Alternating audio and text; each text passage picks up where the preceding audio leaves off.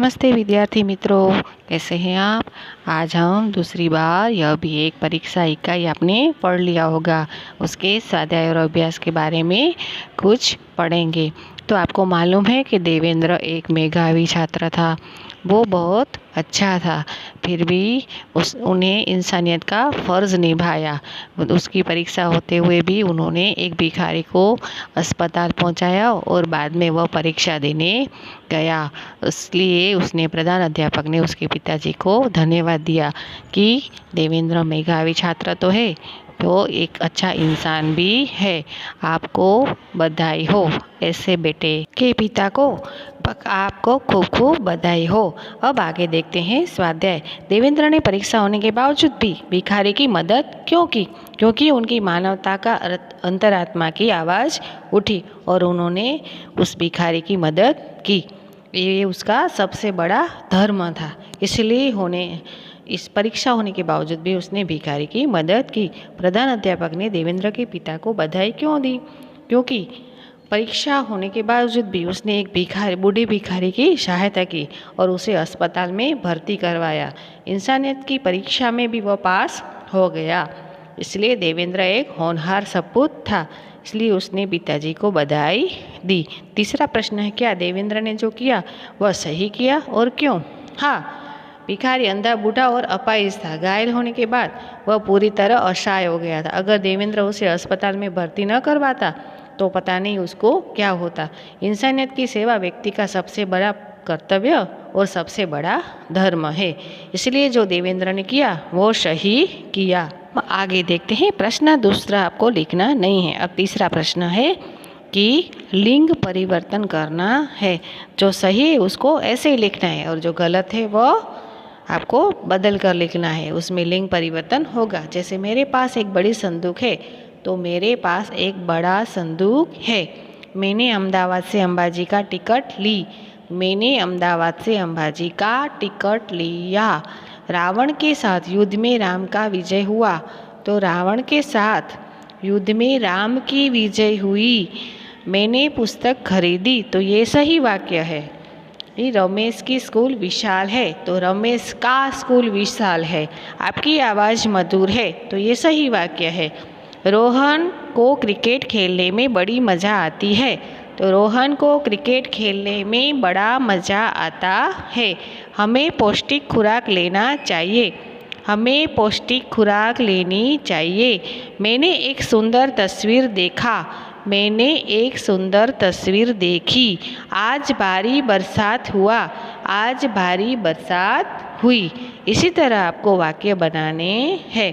फिर आगे है दूसरा प्रश्न है वचन परिवर्तन। उसमें भी ऐसा ही आएगा। मैं डायरेक्ट जवाब उत्तर बोल देती हूँ कि लड़का मैदान में खेल रहा था। आकाश में पक्षी उड़ रहा था। मैंने आज कई व्यक्तियों की मदद की। उद्यान में हरे भरे पेड़ है। मेरी किताबें वापस दीजिए।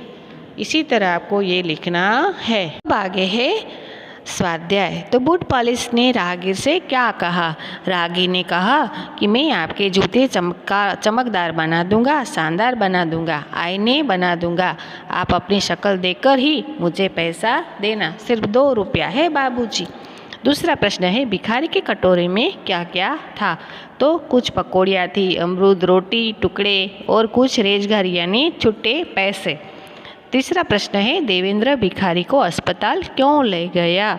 उसकी टांग में जख्म हो गया था। वह सड़क के बीचों बीच पड़ा था। उसे तुरंत इलाज की ज़रूरत थी। इसलिए उसने भिखारी को अस्पताल में भर्ती करवाया।